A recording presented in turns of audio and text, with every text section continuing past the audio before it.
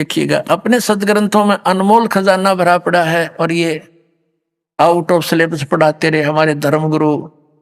इन्हें बैठा बैठा दिया हमारे पूर्वजों का, सारे भूत बनवा दिए।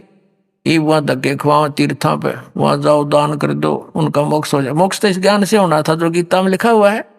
अब देखो, ये श्रीमद् भगवत गीता है। अब इसके अंदर आपको दिखाते हैं अध्याय नंबर 15 का श्लोक नंबर 16 और 17।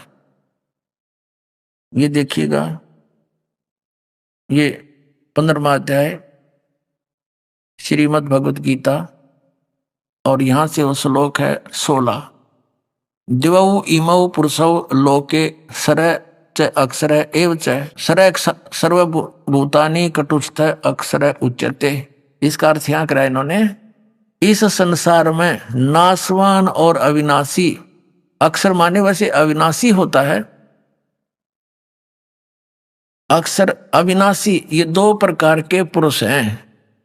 दो प्रकार के पुरुष माने प्रभु हैं। और संपूर्ण प्राणियों के शरीर नाशवान है, जीवात्मा किसी की मरती नहीं, ये तो अंडरस्टूड है। अब इसका भावदास समझाएगा। इसमें क्या लिखा है कि सर पुरुष और अक्षर पुरुष ये दो प्रभु प्रसिद्ध हैं, दो भगवान, दो स्वामी। अब सर पुरुष का अर्थ तो सीधा ही नाशवान है, सर माने नाशवान। अक्षर इसको क्यों कहा, और फिर 15वें अध्याय के अगले 17वें श्लोक में इसको भी रिजेक्ट किया है, अक्षर होते हुए भी, अक्षर उच्चारण करके भी इसको रिजेक्ट कर दिया। ये निष्कर्ष निकाला जाएगा, क्योंकि तत्व वेद है, तत्व ज्ञान से समझा जाएगा। अब क्या बताया है कि ये दो पुरुष हैं, एक सर पुरुष है, ये 21 ब्रह्मांड का स्वामी है, ये काल है, ज्योति निरंजन है। और एक अक्षर पुरुष है, वो 7 संख ब्रह्मांड का मालिक है, वो अक्षर पुरुष है। उसकी आयु बहुत लंबी है, इसलिए उसको अक्षर कहने लगे।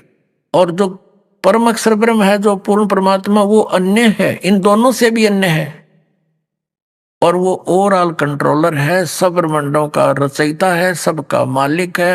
इस 21 ब्रह्मांड काल के, 7 संख ब्रह्मांड इस अक्षर पुरुष के, और अनंत ब्रह्मांड है, उन सब का वो कुल मालिक है, वो सबका दाता है, सबका स्वामी है, वो परम अक्षर ब्रह्म है। अब देखना, ये गीता जी अध्याय नंबर 15 का हमने 16वां श्लोक पढ़ लिया। अब इस संसार में सर पुरुष और अक्षर पुरुष कहना दो भगवान है, दो नाशवान भगवान, दो भगवान है। और इनके अंतर्गत जितने प्राणी और इनके शरीर सब नाशवान है, और जीवात्मा अविनाशी है। और 17वें में क्या कहा है कि उत्तम पुरुष है तो अन्य, पुरुष माने परमात्मा, ब्रह्म कहो, भगवान कहो, प्रभु कहो। उत्तम पुरुष तो अन्य है, इन दोनों से और है, सर पुरुष और अक्षर पुरुष से। उत्तम पुरुष है तो अन्य परमात्मा इति उदाहरता है, जिसको परमात्मा कहा जाता है। यह लोक त्रयम् आविश्य विभर्ति, जो तीनों लोकों में प्रवेश करके सबका धारण पोषण करता है। उत्तम पुरुष तो अन्य ही है, ये स्पष्ट कर रहे हैं अपने अनुवाद में, जो तीनों लोकों में प्रवेश करके सबका धारण पोषण करता है, अविनाशी परमेश्वर परमात्मा, इस प्रकार कहा गया। अब ये संसार रूपी वृक्ष की जो जड़ है, ये है वो उत्तम पुरुष है तो अन्य, और ये परम अक्षर ब्रह्म कहलाता है, इसको परम अक्षर पुरुष कहो। और ये वास्तव में अविनाशी है। श्रीमद् भगवत गीता अध्याय नंबर 7 के श्लोक नंबर 29 में 29 में गीता ज्ञानदाता कहता है, जिसने मेरे इस ज्ञान का आश्रय कर लिया कि तत्वदर्शी संत की खोज करो, वो बताओगा परमात्म तत्व के बारे में, उसकी सारी महिमा। तो जो उसके पश्चात जो भक्त श्रद्धालु जरा और मरण से छूटने का प्रयत्न करते हैं, इस संसार के किसी भी इस नकली सुख की डिमांड वो नहीं करते, तो वो तत्ब्रह्म से और सारे अध्यात्म ज्ञान से और सभी कर्मों से परिचित हैं। देखिएगा फिर श्रीमद् भगवत गीता, गीता प्रेस गोरखपुर से प्रकाशित है। ये जयदयाल गोविंद का इसके अनुवादक है। अब देखिएगा 7वें अध्याय के 29वें श्लोक में,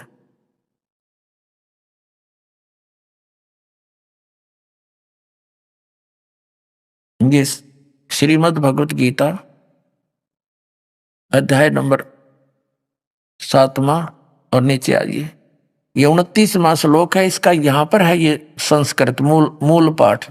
जरा मरण मोक्षाय, जरा माने वृद्धावस्था, मरण माने मृत्यु, मोक्षाय माने छुटकारे के लिए, माम आश्रित है मेरे इस ज्ञान के आश्रित होकर के, यतंती ये जो प्रयत्न करते हैं, ते ब्रह्म तत्व विदु वो उस तत्व ब्रह्म को जानते हैं, कृष्णम अध्यात्म यानी सारे अध्यात्म से परिचित है, अध्यात्म ज्ञान से, और कर्म से अखिलम और सब कर्मों से वो परिचित है। इसका अनुवाद यहाँ किया है मैंने।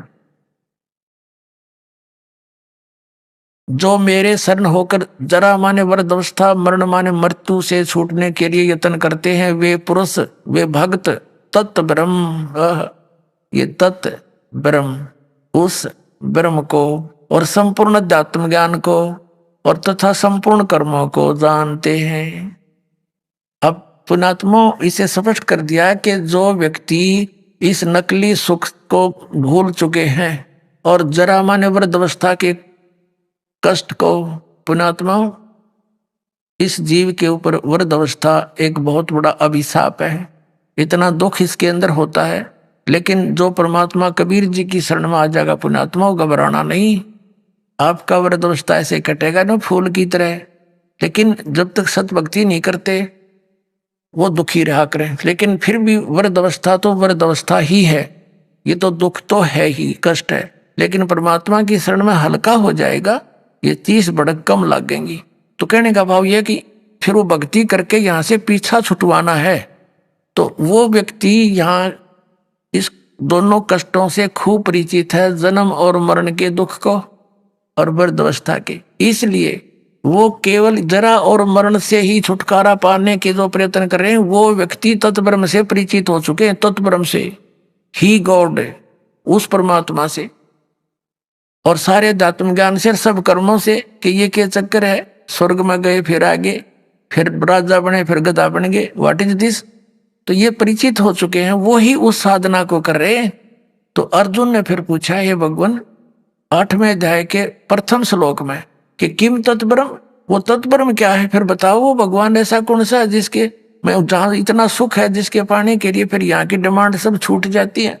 अब देखिएगा, अब यहां पढ़ रहे थे ये 29वां श्लोक आपने पढ़ा कि जो उस ब्रह्म को संपूर्ण अध्यात्म को जानते हैं, कर्मों को जानते हैं, जो मेरे शरण होकर जरा और मन से छूटने के लिए प्रयत्न करते हैं।